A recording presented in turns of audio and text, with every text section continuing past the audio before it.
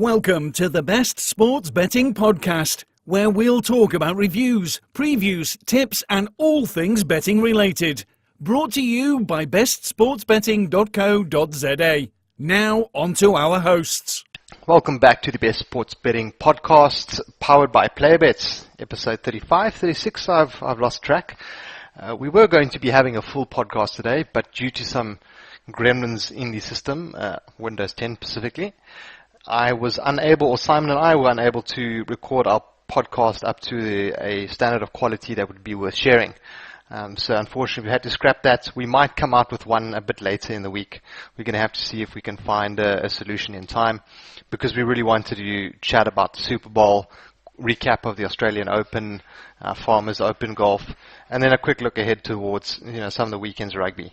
But we're not going to be talking about that today. We're going to be talking to Julia Robson. Now, I had an interview with her about a week ago, and we're going to be playing that excerpt for you. So everyone that's into their esports, everyone that's into the esports betting or gaming in general should find this quite interesting. So let's get straight to it. Hi guys, today I'm chatting to Julia Robson. She's a esports personality, and she's one of the first people in South Africa to be sponsored by a betting company, which is World Sports Betting. Julia, how's it going? It's going great, thank you. Yourself? That's good, thanks. Before we get started, tell me a bit about yourself. You're a streamer, you play games for a living, you're a professional gamer. How did you get into that whole thing? Yeah, so I actually started in the competitive scene, so pretty much very much with my eyes set on esports only. I started playing competitive. My first competitive league was when I was 16. I played Call of Duty 4 with a team. It was an all-male team at the time, and we played at local events, which then led us to get into the South African Championships, where we placed third in the country. So that was a really great experience for myself. I mean, I practiced for about 3 years to achieve that. And I would say the esports bug sort of bit at that time. Back then, though, esports was sort of going over the phase from just sitting at a massive room with a whole bunch of people playing video games, and the prize money of the entrance of the event would be the prize pool. Nowadays, sponsors and companies and organizations, they're all joined in. The prize pool is about R1 million per competition. We have about 8 competitions a year, which if you're the top team in South Africa, you're definitely making enough money to get by. So, it's insane how esports grew over such a short period of time. I mean, when I played my competitive league, we were looking at about 20,000 Rand as first prize. I think we all walked away with maybe 800 Rand for that weekend. So yeah. we didn't make much. And since our scene was so small, no one actually considered betting or even considered, anything to do with, I think this team will win. Let's create a site and, take tickets for it at least. Nothing of the sorts. So, obviously, esports and betting sort of went hand in hand when a company started. I'm not sure exactly which one. There's like 800 of them. I was around when esports betting actually started, and the company I was working at literally were one of the first to pioneer kind of in-play esports betting and actual trading of the in-play esports betting. So yeah. Awesome. Yeah, it's been a big change, and it's been a big shift from it being had as like a sideline kind of thing where people think the matches are fixed, and the matches were fixed in the past. Yeah. But it's now mainstream, and almost everyone's offering it. Yeah, well, I think what happened sort of between that little switch is that the scene grew exponentially within, I think, about 3 years or so, where Counter-Strike Go came out. And I know there's a whole bunch of other games that is important to people, such as Dota 2, Call of Duty, the more recent Call of Duties, for example, StarCraft 2, League of Legends, the list goes on. Overwatch is now a thing. So, what happened is that the prize pools and the amount of companies that started throwing money towards esports events just grew so much that when a certain companies started saying, oh, okay, we will be taking your skins, your Counter-Strike skins, your actual in-game skins as a bet, and you can win better skins that had for those of monetary, you that don't know what skins are basically cosmetic items that you would use in a game. So some of them have a lot of value attached to them. I think a couple of tens of thousands of dollars for the rarest ones, but everyone can earn skins just by playing a game. Yes. Okay. So, these skins then, because they had such rare items, those rare items were often on this betting sites. And if you got the bet right, especially during an upset, you would have tripled, maybe quadrupled your inventory in that one game itself. And there was millions of games up on that day. So a lot of people actually started creating their own little companies. I actually worked for a betting company. And I just sort of monitored the back end and marketing side of it. And that's when, it was all still a gray area. There was I think it's still quite a gray area. It actually isn't. It actually isn't. Valve completely set out, they received a class action lawsuit. Okay. And after that, they pretty much went straight to these betting companies and gave them notice and said, you guys need to be down by the next month. No more of your site, no more skin betting. You can't bet on games. You can't trade the skins that you have for better skins, and nor can you then go and then withdraw the skins for money. But yes, there are still ways around it. Yeah. I definitely know it's actually quite straightforward. I mean, those sites are not taken down, such as OP Skins, CSGO, Fast.com. There's so many different types of betting sites you still go to, but it's not as straightforward as it was previously. Okay, and you think that there's going to be a move from skins betting to actual betting for gaming? So I think there has already been that move. For example, betting.com, the major betting.com, I don't know which site is that now. Is it? Ooh, there's lots of big sites. You've got the 365. Yeah, I'm talking now about a. No, I'm talking about skin site or? No. It's a CS betting something. I'll get the name now. Okay. They actually sponsor the biggest esports tournaments in the world. So for them, So let me just Google this quickly. That's Betway or one of those. Betway. Thank you. Oh my gosh, I get so confused. Anyway, Betway, they sponsor one of the biggest esports tournaments in the world. And because their name is pretty much everywhere, it's very hard to imagine that someone is not going and thinking, I'll quickly go look what's on this site.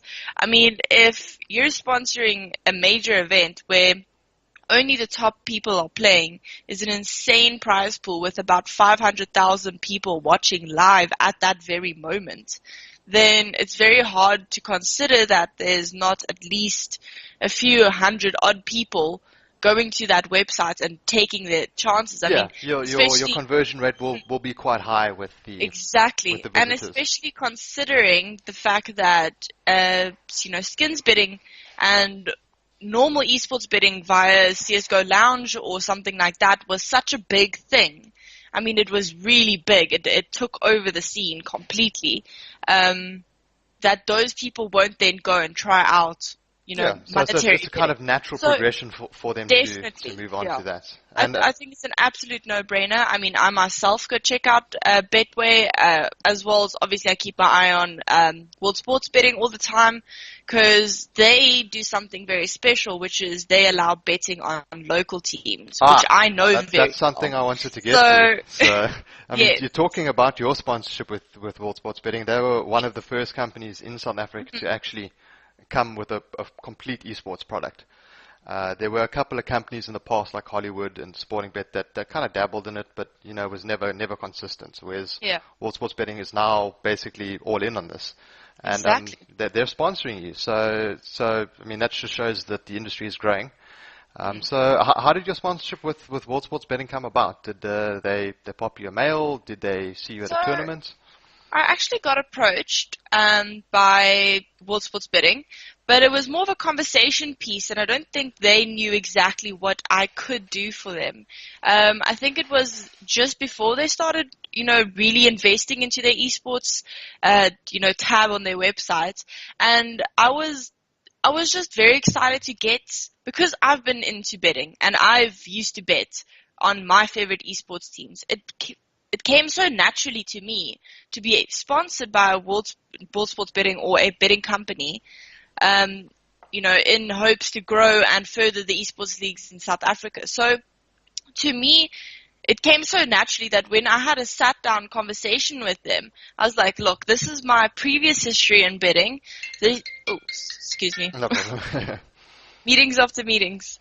So I had a few times that I've worked for companies that had betting, related inquiries or betting related things that I was doing. And on the sideline, I was also betting just from myself. I found it extremely fun. It added an extra dynamic into watching the game. Yeah. It made you feel like something was, riding on this game. You're more involved in it. Exactly. So to me, it became so naturally that when I sat down and I had a conversation with them, I was just like, look, guys, I worked for these companies before. This is what they did for me. This is what I did for them. And this is what, was the outcome of each other helping each other out.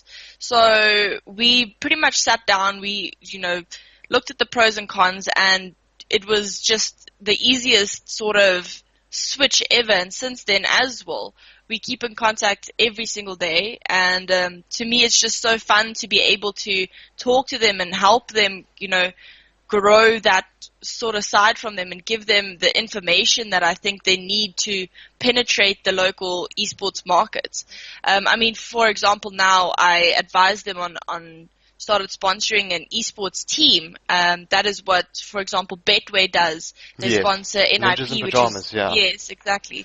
So what I then suggested to them is then sponsoring a local gaming team, because monetary sponsorships is something that our organizations lack a lot. Yes, for example, it's usually they'll sponsor you like a keyboard or a mouse. Exactly.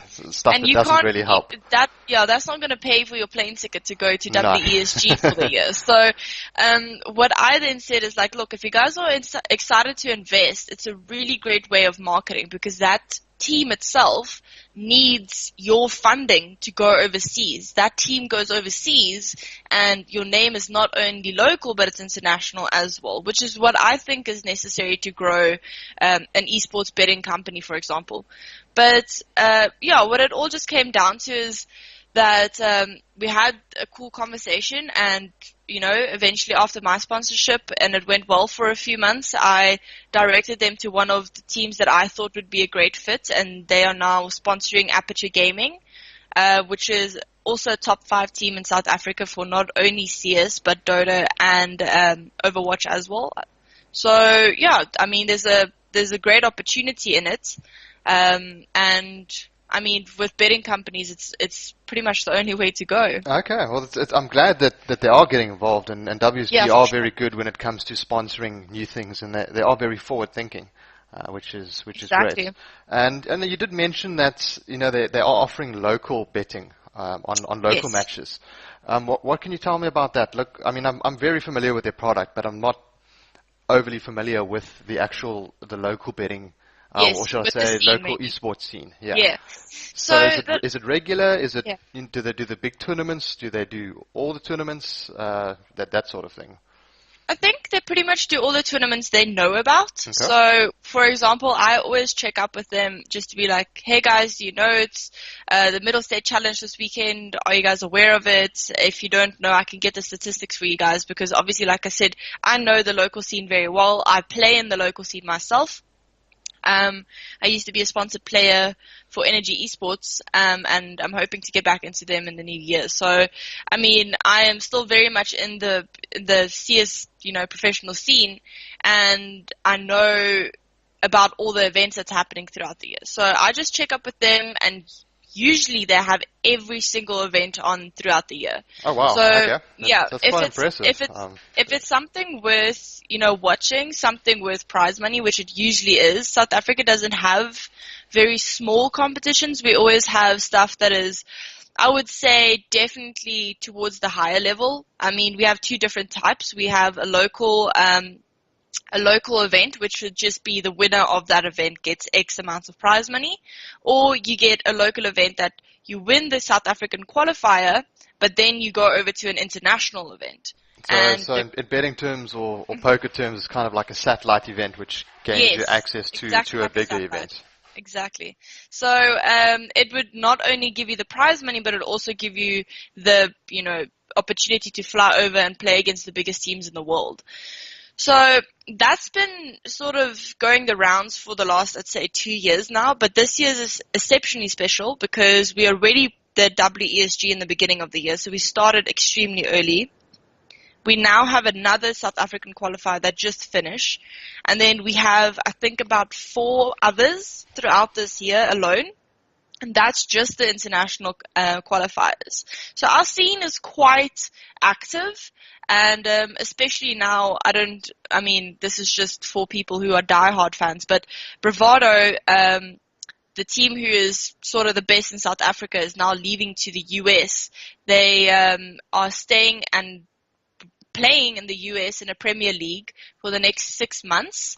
So they're pretty much going over there to prove South Africa's worth in the US or NA scene. So, I mean, that's very exciting for our scene, and I think that's going to let a lot of other teams step up and work really hard to get up to those WESG, ESWC qualifiers, which is all world qualifiers. Okay, so I mean, look, it's South Africans are expanding out there quite nicely. Definitely, and, yes. And just going back to the local gambling, and do you think there's a lot of people that actually bet on esports games, whether it's local or international, but more of as a South African feel? I mean, how many gamers do you know that actually go and have a bet? Is it something that's growing in the gaming community, or is it something that's slowly picking up? I would say it's slowly picking up purely because of the fact that most people I wouldn't say trust, but directly go to bigger bets. Yeah. They would go for the world bets. They would go for, for example, we have E-League happening right now, which is the Boston Major, which is insanely big. And there's been major upsets throughout this entire competition. So every single time South Africa has a competition, our scene is so focused on what's happening on the E-League that we barely ever really focus on our scene. So I think it's an interesting one, because if the betting companies would promote their betting of our local tournaments on major sites like, say, hltv.org, for example, which is pretty much the hub of where you can find everything about CS, for example. If they would then start marketing in those areas, I think it would show the seriousness of our betting companies, and also, the commitment of guys, we have bets on our local games. I mean, you can make money off of this. You guys know the team so well. It's not even going to be a shock to you. It's more of an it's pretty much a problem, sure really. way. Yeah, it is. And also, I think just South African CS, the community, not just Counter-Strike, but the community as a whole, really looks up to the international scene, sometimes so much so that the local scene sort of gets a backseat. Which is fairly natural, I mean, you look at other genres or other sports, there's a lot of really good local sports, but everyone prefers to, let's say, watch the Premier League or the Big Bash Australia instead of our local T20. Mm-hmm. So just tell us, Julia, you've made a few videos for World Sports Betting, just explaining how to bet on World Sports Betting and that sort of thing. Yeah. Have those gotten quite a lot of traction from your followers? Because you've got quite a big lot following. Of questions, and a lot of them are via personal messaging. People are quite ashamed about gambling. Is that something that you I don't think it's about ashamed. It's about, hey guys, I'm going to start betting on esports, which is, I think, a lot of people would say, okay, that's, a little bit intense. But to me, I'm so open about it, and everybody's doing it. In any other sport, really. Yeah, Exactly. Everybody is very like they're betting on E-League, so you might as well bet on the local scene. I mean, I don't really see the issue there. But yeah, I've had a lot of inquiries as to, okay, where do I go? What do I do? What does this mean? They have a whole bunch of questions. It's mostly sort of betting for people that aren't familiar with maybe Yes. World Sports betting's type of betting Or or the just way betting in that general.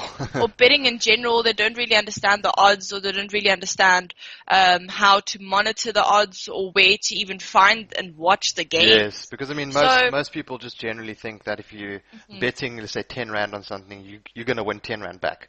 But that's exactly, not exactly how that's betting not how it works. works. No. You can't bet on a sure thing and double your money. Otherwise, we'd all be millionaires and the betting companies would Yeah. be broke. Yeah. Exactly. Yeah. So, I've given some tips out, but that's all been via personal message. I do have a YouTube channel that I have started. I started a series called Life of a Gamer, and I'm putting out weekly content. So I don't want to overpower everything yet, because, my my followers there aren't Yes. nearly as what it is on Twitch. So what I do is I post out videos after I talk about it on Twitch, and I create a video just to sort of tie it all together, and hopefully that allows sort of a question and answer type feel, that if there's a question that someone has asked me, I try to make a video about it, going extensively into it and explaining it. So one of the videos that I do want to make is how to bet, not only on World Sports betting, but understanding where to go find your statistics, where to go find your Yes. information, where to watch the games, where to see the previous matches of a certain team that you are researching. Because You all know, of those except- things are factoring into the bet Exactly. that you're going to be placing. Exactly. Okay. And also how to sort of monitor how the team is performing throughout said competition, or if, there's anything that could lead to a possible upset, where to go find that information. So yes, I will be creating that soon, and I think that will also be up on my Facebook page and everything else. So Great. I think Well, the Well, questions yeah. will be answered. Well, guys, go take a look at Julia's YouTube, her Facebook and Twitter pages. Can you just tell us where we can find Of them? course. So, first of all, my YouTube is Julia Bish Robson. You can just search that.